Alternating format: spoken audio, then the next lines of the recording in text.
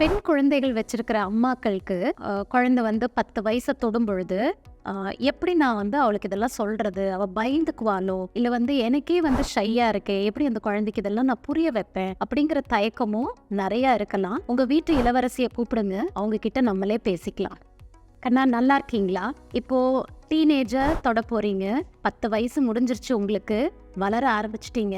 அம்மா வந்து உங்களுக்கு ஒரு சில விஷயங்கள் சொல்லி கொடுத்துருப்பாங்க.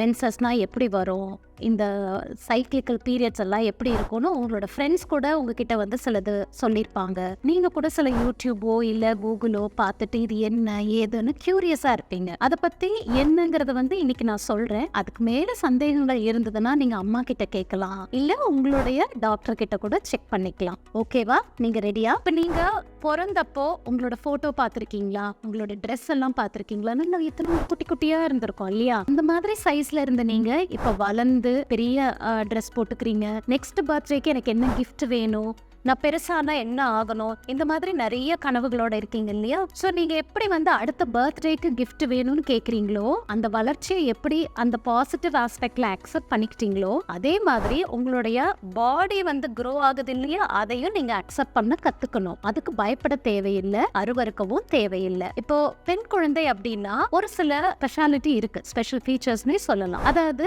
உங்களுக்கு வந்து ஒரு 9 இயர்ஸ் 10 இயர்ஸ் ஆகும் பொழுது கிராஜுவலா உங்களோட பிரெஸ்ட் எல்லாம் டெவலப் ஆக ஆரம்பிக்கும். உங்களுக்கு சில சமயம் பெயின்ஃபுல்லா இருக்கலாம், இல்ல வந்து ஏதாவது டிஸ்சார்ஜ் மாதிரி கூட ஃபீல் பண்ணலாம். உங்களுக்கு அலார்மிங்கா இருக்கு, ரொம்ப வலிக்குது, இல்ல இடிச்சிட்டீங்க, அந்த மாதிரி என்ன நீங்க அம்மாட்ட சொல்லுங்க, இல்ல டாக்டர்கிட்ட வந்து காமிங்க. அதர்வைஸ் அதை பத்தி பயப்பட வேண்டாம். கரெக்டான இன்னர் வேர் எல்லாம் வாங்கி அதை சப்போர்ட் கரெக்டா போட்டுக்கோங்க. ஸோ இதுக்காக வேண்டி நான் வந்து சைக்கிள் ஓட்ட மாட்டேன், இல்லாட்டி ஸ்போர்ட்ஸ்ல கலந்துக்க மாட்டேன், அந்த மாதிரி ஒதுங்க தேவையில்லை. அடுத்து வந்து உங்களுக்கு மென்சஸ் ஏன் வருது? ஃபர்ஸ்ட் மென்சஸ் தான் மெனார்கின்னு சொல்றோம் இல்லையா? சோ அது ஏன் வருது அப்படின்னு கேட்டீங்கன்னா, உங்களுக்கு வந்து சின்னதா இருக்கும் பொழுது ஒரு பட்டன் சைஸ் இருந்த யூட்ரஸ் வந்து இப்ப வளர்ந்து அது ஒரு பேரிக்கா மாதிரி மாறிடும். ஓகே, சோ அது மேற்கொண்டு வளர்ந்துகிட்டே இருக்கும். அப்ப அது வளர்ச்சி அடையும் பொழுது இப்ப எப்படி உங்களோட நெகமெல்லாம் வளரும் பொழுது ஒரு பாயிண்ட்ல ட்ரிம் பண்ணும் இல்லையா? சோ அப்பதானே அது கரெக்டா வளரும். இல்லாட்டி வந்து அழுக்கு சேரும், அதுல வந்து இன்ஃபெக்ஷன் ஆகலாம், இந்த மாதிரி பிரச்சனைகள் வரலாம். சோ அதே ரீசன்ஸ் மாதிரி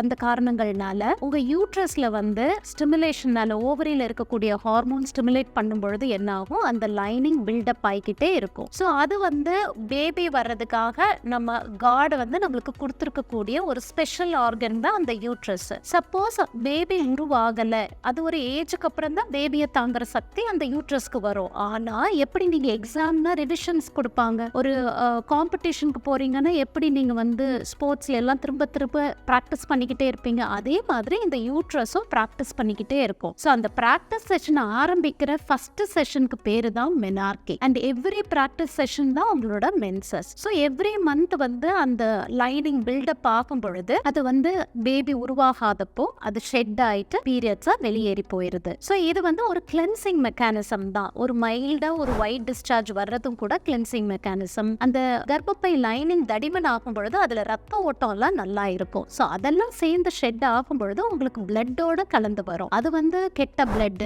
அது அருவருக்கத்தக்கது அதெல்லாம் கிடையாது, அதுவும் நல்ல பிளட் தான். ஸோ ஹெவியான ப்ளீடிங் எல்லாம் வந்து இருந்ததுன்னா உங்க உடம்பு வீக் ஆயிரும். அந்த மாதிரி இருக்கும் பொழுது அவசியம் அம்மா கிட்ட நீங்க சொல்லணும். ஸோ இப்போ நான் யூட்ரஸ் வந்து மந்த்லி பீரியட்ஸ் ஏன் வருதுன்னு சொன்னேன். இது எல்லாமே ஹார்மோன் மாற்றங்கள்னால. அந்த ஹார்மோன்ஸ் கரெக்டா உங்களுக்கு வந்து வேலை செய்யணும் அப்படின்னா நீங்க வந்து உங்களுடைய லைஃப் ஸ்டைல கரெக்டா வச்சுக்கணும். லைஃப் ஸ்டைல்னா என்ன அப்படின்னு கேட்டா, காலையில எழுந்த உடனே ஒரு பிரிஸ்க் வாக்கோ இல்ல ஏதாவது ஒரு ஆக்டிவிட்டியோ பண்றது, அதே மாதிரி ஸ்கூல்லயும் ஒரு சில ஸ்போர்ட்ஸ் ஆக்டிவிட்டிஸோ இல்ல உங்களுக்கு வேற எக்ஸ்ட்ரா கரிக்குலர் ஆக்டிவிட்டிஸ், பீட் ஸ்கிப்பிங்கோ ஸ்விம்மிங்கோ சைக்கிளிங்கோ எது வேணும்னா பண்ணலாம். இந்த மாதிரி உங்க லைஃபை வந்து பிஸியா ஆக்டிவா வச்சுக்கோங்க. படிப்பு மட்டுமே வாழ்க்கை இல்லை. அடுத்தது வந்து நீங்க என்ன சாப்பிடுறீங்க அப்படிங்கறத பார்க்கணும். என் ஃப்ரெண்ட்ஸ் எல்லாம் லேஸ் சாப்பிட்டாங்க, பீட்சா பார்ட்டி போனாங்க, அந்த மாதிரி போயிட்டே இருக்காங்க, எனக்கு மட்டும் அதெல்லாம் கிடையாதா அப்படின்னு அம்மா கூட சண்டை போட தேவையில்லை. ஏன்னா அதெல்லாம் அடிக்கடி எடுக்கிறது வந்து உங்க உடம்புக்கு நல்லது இல்லை. அது நிறைய நிறைய ஹார்மோன் பிரச்சனைகள் கொடுக்கும். நீங்க வெயிட் ஏறுவீங்க,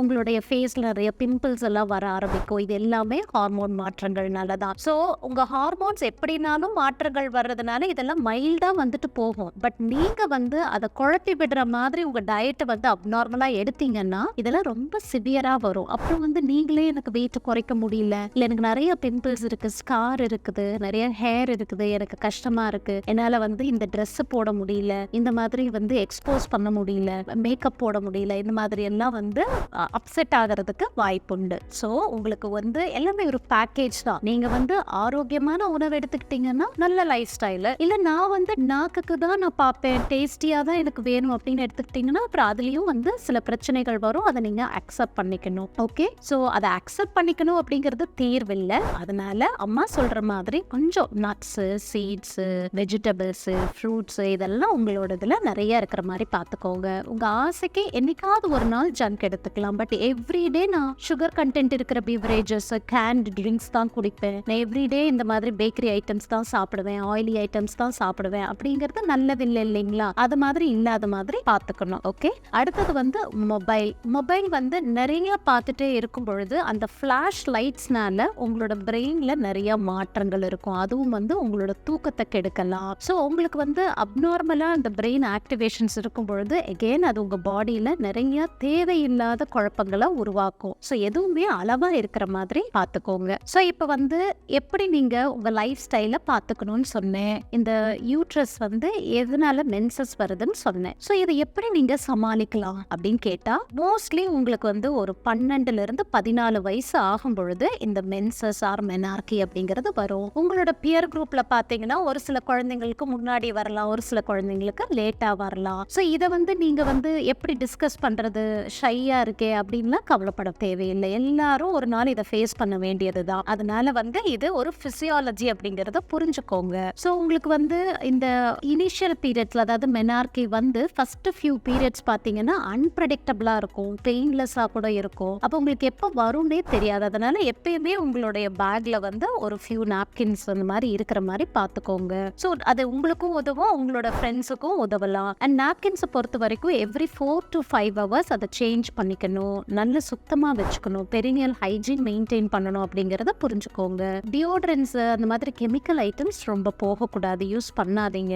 நிறைய தண்ணி குடிக்கணும். தண்ணி நிறைய குடிக்கிறது வந்து உங்களுக்கு அந்த பாடி ஸ்மெல்ல குறைக்கிறதுல இருந்து உங்களோட ரத்த ஓட்டத்தை சீரா வச்சுக்கிற வரைக்கும், இன்ஃபெக்ஷன் ரிஸ்கை குறைக்கிற வரைக்கும் அவ்வளோ நல்லது. தண்ணிங்கிறது ஒரு அருமையான மருந்துன்னே சொல்லுவோம். ஸோ வாட்டர் வந்து நல்லா எடுக்கிற மாதிரி பார்த்துக்கோங்க. முடிஞ்ச அளவு இந்த பிளாஸ்டிக் கண்டெய்னர்ஸ் இருக்கு இல்லைங்களா, packaged items, tinned items, plastic பாட்டில்ஸில் இருக்கிற ஐட்டம்ஸு, இன்ஃபேக்ட் பாட்டில்டு வாட்டரே கூட வேண்டாம் அப்படிங்கிறது தான் எங்களுடைய அறிவுறுத்தலாக இருக்கும். அதெல்லாம் தவிர்த்துருங்க. ஏன்னா அதெல்லாம் எடுக்கும் பொழுது உங்களுக்கு ஹார்மோன் குறைபாடுகள் நிறையா வரலாம். ஒரு அவசரமாக நீங்கள் வந்து எதிர்பார்க்காத சமயத்தில் நீங்கள் வந்து மெனார்கி வந்துருச்சு, இல்லை பீரியட்ஸ் வந்துருச்சு, நான் ஸ்கூலில் இருக்கேன், நான் என்ன பண்ணட்டும், எப்படி சமாளிக்கட்டும் அப்படின்னு கேட்டிங்கன்னா, உங்களோட ஸ்கூலில் வந்து உங்கள் டீச்சர்ஸ் இருப்பாங்க, ஹெல்த் ரூம் இருக்கும், அங்கே போய் நீங்கள் ஹெல்ப் எடுத்துக்கலாம். அதர்வைஸ் ஒரு அன்எக்ஸ்பெக்டடான ஒரு பிளேஸில் வருது அப்படின்னாக்கா நீங்கள் வீட்டுக்கு ரீச் பண்ணுற வரைக்கும் you can even get some tissue papers, tissue rolls மாதிரி இருக்கும்ல, அதை வச்சுட்டு கூட நீங்கள் வந்து you can protect yourself, you can reach home. Okay, so இது வந்து நம்ம எதுவுமே வந்து பொறுமையாக யோசிச்சா உங்களுக்கு அதுக்கான தீர்வு கிடைக்கும். வலிக்குது அப்படிங்கிறதுனால ஸ்கூலுக்கு நான் லீவ் போட்டுறணுமா,